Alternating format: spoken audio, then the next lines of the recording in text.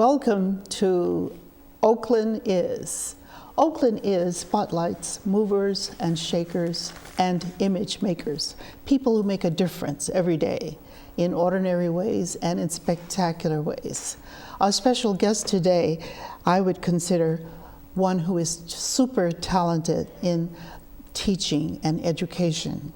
Our topic is adult education serving Oakland yet?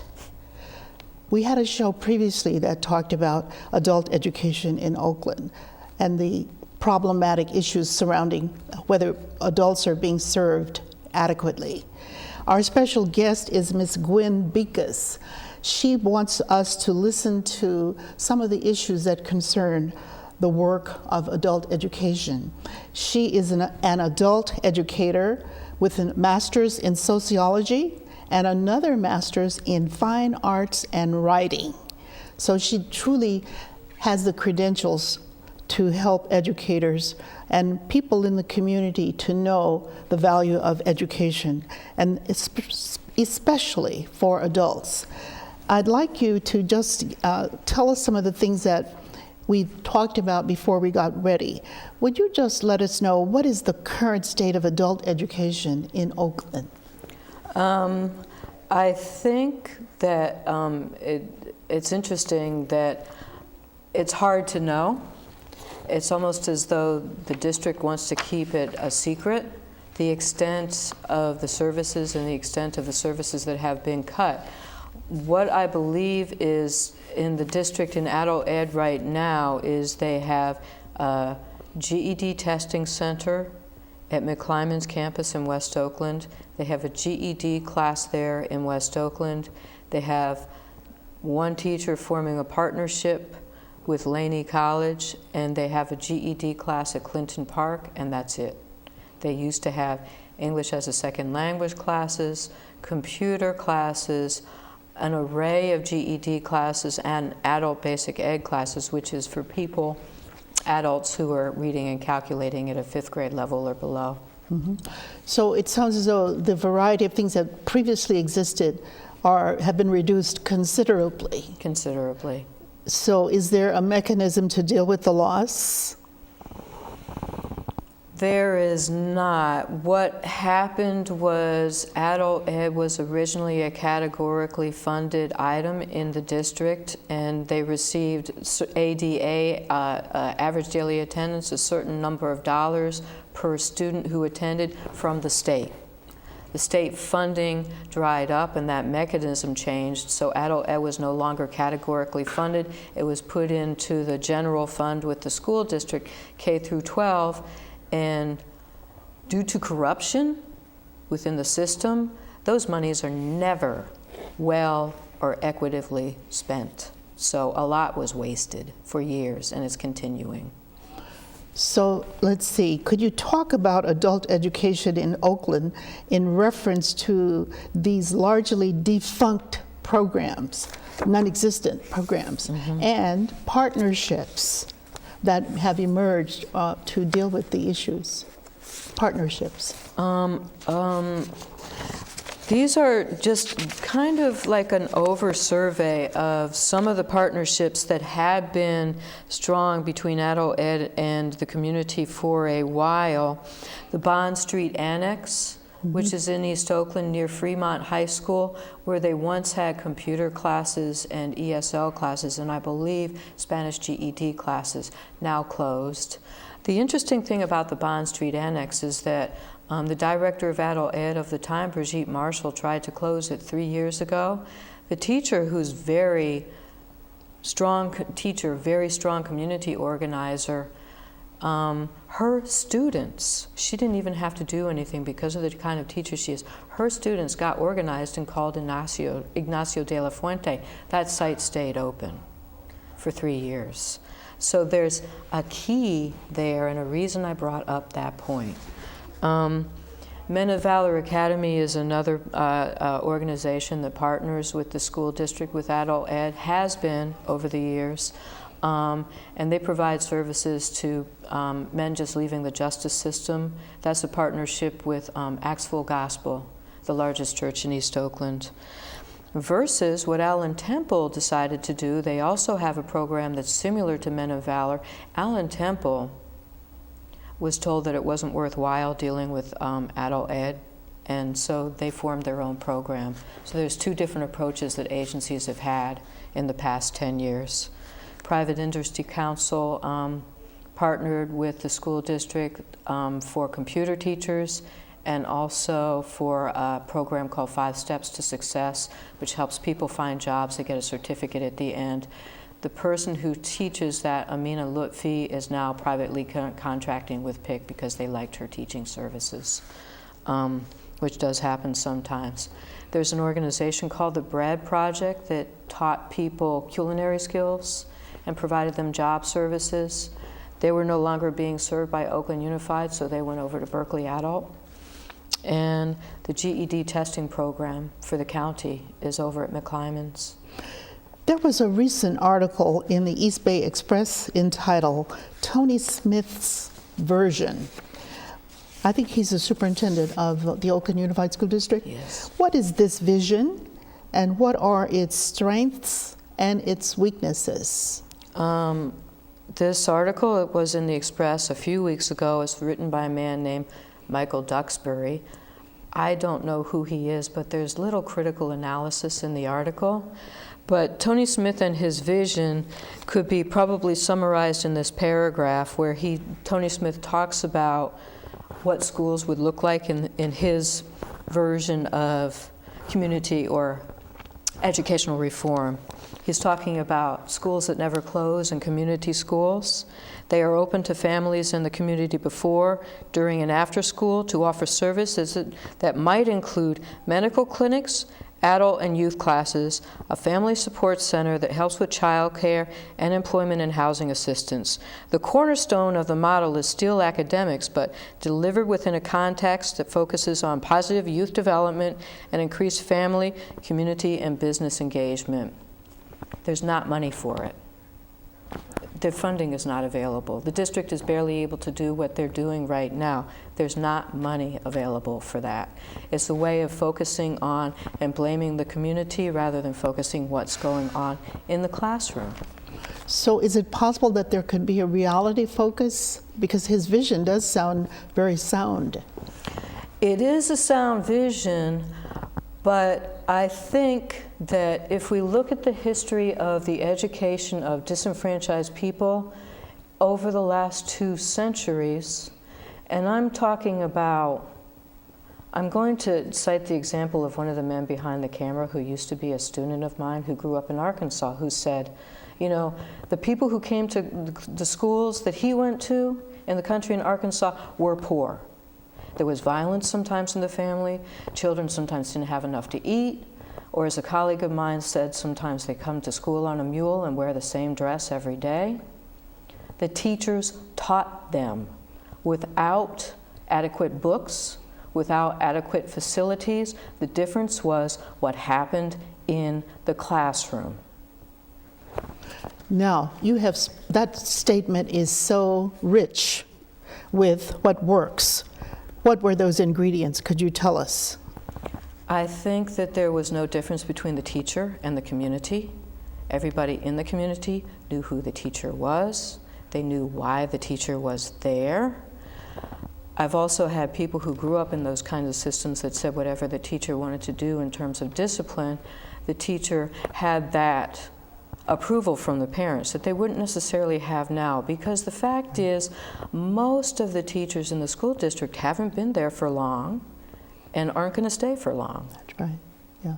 So you're looking at relationships that are not strong. But the strengths of what you described were in place. Exactly. And so we're looking at a place like Oakland where there's such diversity, you might say, in people who maybe have come at different points in time, and there's not a rich history of being present, and so that when the teachers come in, and often they may not be from that community, then it's right off the bat, you don't have relationships that work. Exactly. Before we started the show, you mentioned some things about the effective ingredients, and I wish you could help us just describe what those ingredients are that make for effective relationships and between what components. Because I teach adults, traditionally discipline has never really been a problem because adults are very well directed. They have goals in the classroom. They have economic realities they have to deal with. They don't have a lot of time to waste. Yes. When I was taking my credentialing classes at San Francisco State, I studied with a woman named Vanessa Shearad, Dr. Shearad, S-H-E-A-R-O-D, I believe is how you spell her name, and she got a grant from the federal government to study persistence and success among adult African American students. And the findings were that students persisted and came to class and enjoyed class and learned in class when there were effective relationships between members of the class and between themselves and a teacher. So I think that it's very important for teachers to establish a community in the classroom, and also it's almost like a learning contract or a relationship that you establish with students. I'll do this, you do that, and oftentimes it can be informally established. I've had students sit down and I think I'm just talking to somebody, you know, da-da-da-da-da-da. And after about 5 minutes they say, okay, I guess I can learn from you. I can do what? I guess I can learn from you. I guess I can learn from you. Yes. And have you ever heard them say, I know I can learn from you? Yes. They're not guessing. Yes. So it has something to do with the ingredients of the humanity of the teacher. Because I do believe that sometimes people are not in tune with one another, and by the time they get in tune with each other, a lot of time may have passed. It takes time to develop sometimes. So in a sense, they're very fortunate when they run upon a teacher that they instantly can relate to and the teacher can relate to them. So those ingredients that make for that, could you describe some of those ingredients? I believe you have a book about radical equations written by Robert Moses. We used to call him Bob Moses because during the Civil Rights Movement. And something about education organizing among the youth. But also, I would like to know about organizing among adults. But just let us hear about the youth organizing and how that worked. If you could discuss this model in reference to Oakland. It's interesting because, and actually he has worked in Oakland. I think he's worked with groups over in West Oakland because he has urban models and rural models that he used, because he's also done work in Weldon, North Carolina. That's a very rural place. But one thing that he said he discovered is that if you start to talk to youth and get them to begin to organize around education, they will be the ones who say what they want. And repeatedly, when he began to organize around education, young black youth particularly were saying they wanted algebra classes. But earlier on, in terms of his organizing, he said that his organizing mentor was Ella Baker. Yes. And he said that he learned organizing, the one tip from her that he first got about organizing, and this is true for teachers as well, is that if you can find some small common ground that you have with somebody, you can build a relationship on that, and it actually can happen pretty quickly.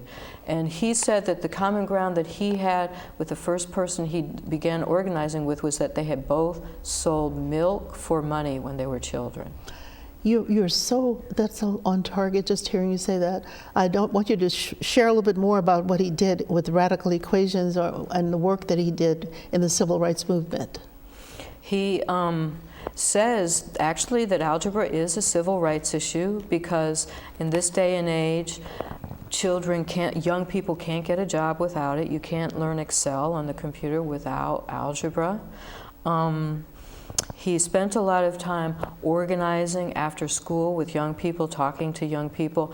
It's interesting that he went straight from civil rights, the way we traditionally think of it, to education as a civil right.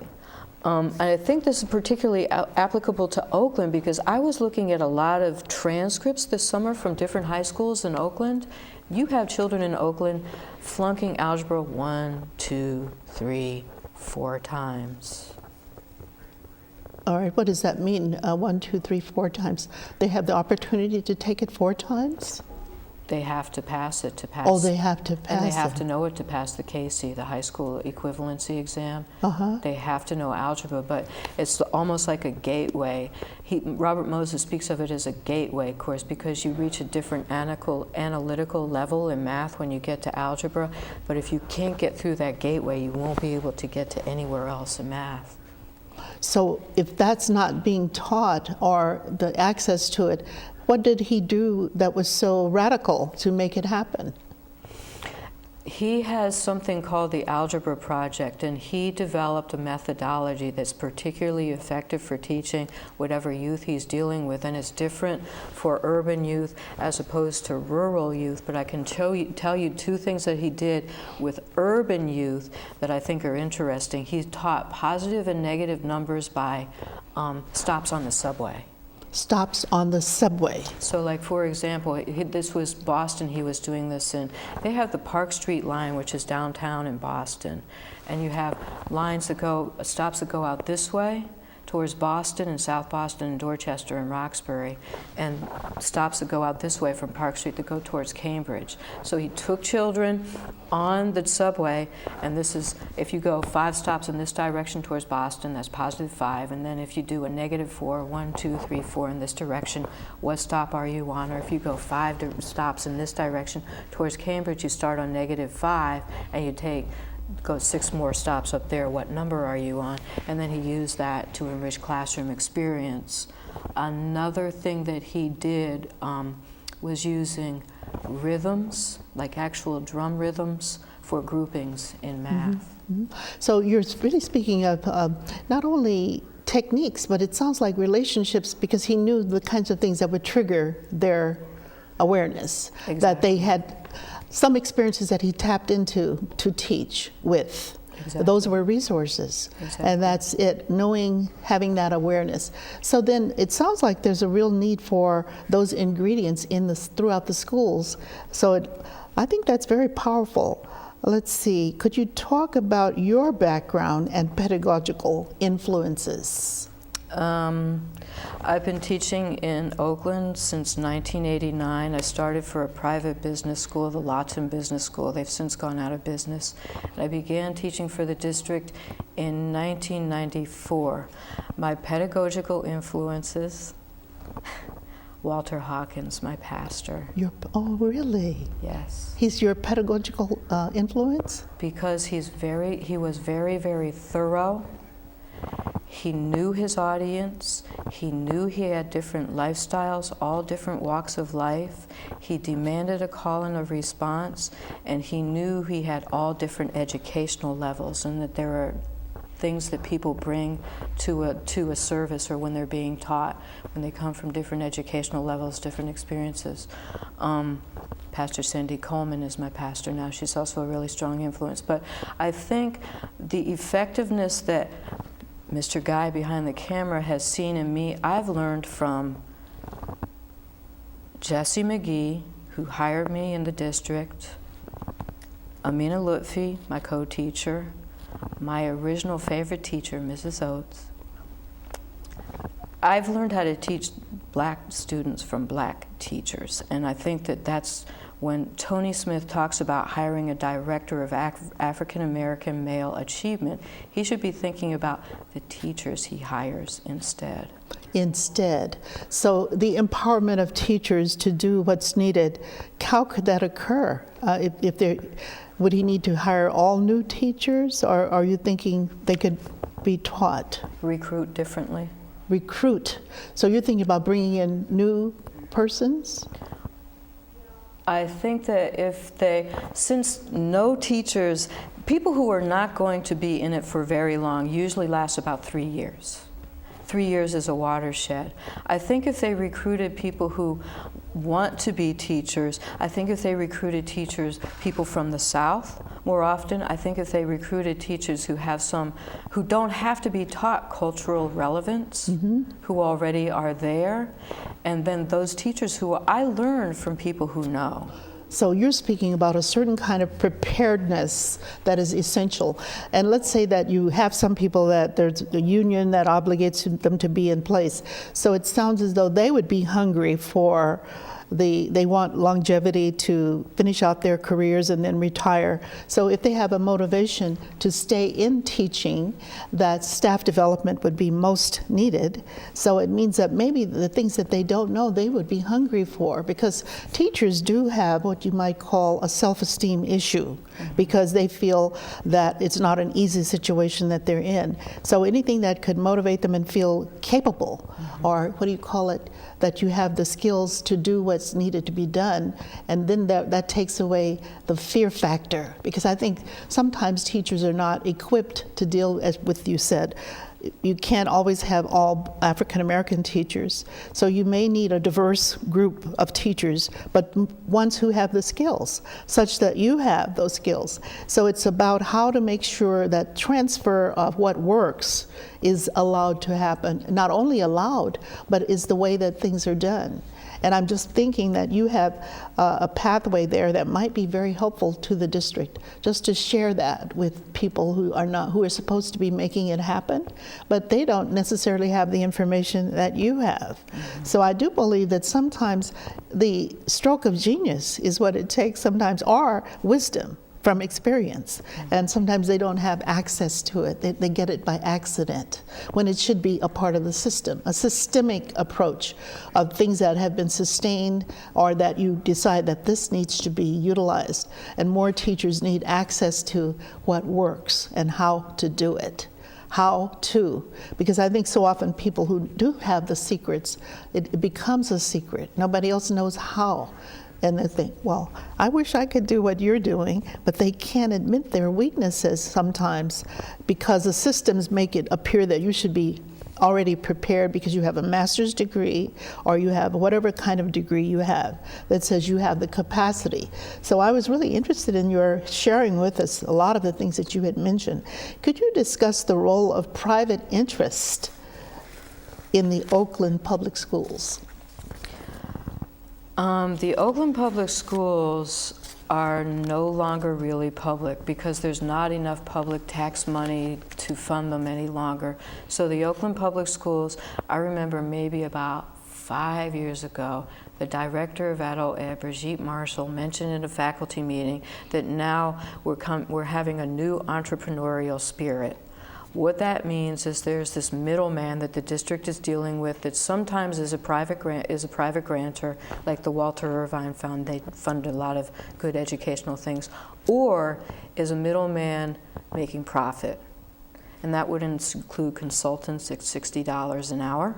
And they could have just hired teachers to. There are good teachers in the system. I would think so. Yes, let me ask you this. In your opinion, what would an educational program that values its students, particularly its African American male students, what would it look like?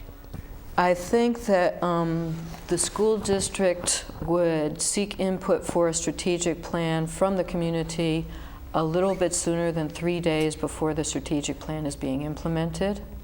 I think that teachers would think a little bit more about what students bring to the classroom, not in terms of dysfunction, but in terms of life experience and a life culture that may be different from some things that teachers expect. I think that maybe teachers, I like to tell the story of a friend of mine who is a member of a Catholic church in Oakland, and their priest left, and they got a new priest from the parish, and it was a white man who felt very uncomfortable what was going on in the congregation. They sent him away for a week for cultural sensitivity training. He came back completely different and a lot more successful. Something like that. I know that in adult ed, we had conferences on cultural sensitivity towards Chinese students and Latin students, but not African American students. I think that it should begin with a model of culture as something besides a detriment. And I think that if you adopt that paradigm, things would flow differently from that. Yes. I think what you just said is so profound that it needs to be stated once again, maybe in another way. Could you say it another way, what you said? I think that a system that values all of its students would recognize that all of its students come to the classroom with cultural capital. Yes, but you said something about sensitivity training that was so powerful. Oh. Yeah, but if you don't mind showing those 2 books that you brought, because I think that might even help to deal with what you just said. The Miseducation of the Negro by Carter G. Woodson is considered a classic because it talks about how that works.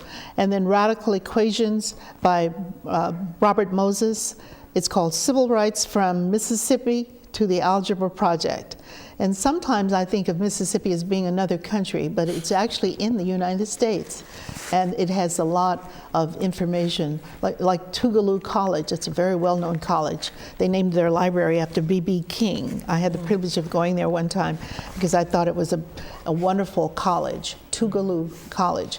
But I know that there are not, some schools are not able to deal with the sensitivity issues that you just mentioned.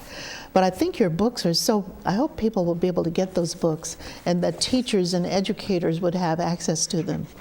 The Miseducation of the Negro, because it's about things that have happened over and over and over again. And the Bob Moses Project, I'm not sure many people know what he did. I believe his daughter has been trained to do the work that he used to do way years ago back in the South, radical equations, math, and so forth. So I'm just thinking that what can the viewers do about the state of public education in Oakland? People who perhaps need to be motivated, what can they do? Begin to ask questions about salary ranges. How much money does the superintendent make and why? And who is really running the school district? Best thing, go to school board meetings. Thank you. I'd like to thank you for what you've said. And I think the ending idea is that to motivate communities to begin to keep themselves involved in education as a lifelong process, because that way they will know the policies and procedures and be able to be a change agent and to put the pressures that might be needed to say that relationships are important, teachers need to love what they're doing, the students need to love it too, and to feel comfortable with their teachers. And do some training that you just described. Thank you so much. Thank you.